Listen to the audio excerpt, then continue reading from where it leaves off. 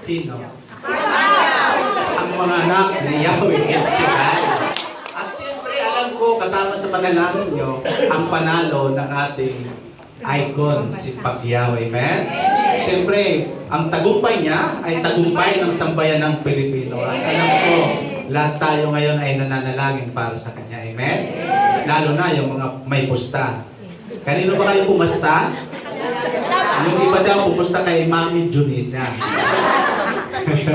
So, mga kapatid, handa na po ba kayo makinig ng salita ng Diyos?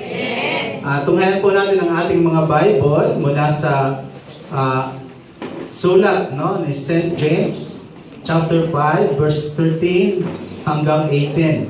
No? Ito po ay isang mga sulat. No? Sa Santiago po, Kabanata 5, mga talata 13 hanggang 18. Ang sabi po dito, mga kapatid ko minamahal, is any among you afflicted? Let him pray. Is any merry? Let him sing psalms. Is any sick among you? Let him call for the elders of the church, and let them pray over him, anointing him with oil in the name of the Lord. And the prayer of faith shall save the sick, and the Lord shall raise him up. And if he have committed sins, they shall be forgiven him. Confess your faults to one another, and pray one for another, that you may be healed. The effectual fervent prayer of righteous man availeth much.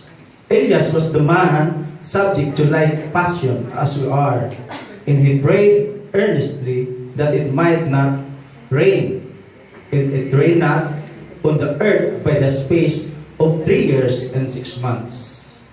And he prayed again, and the heaven gave rain, and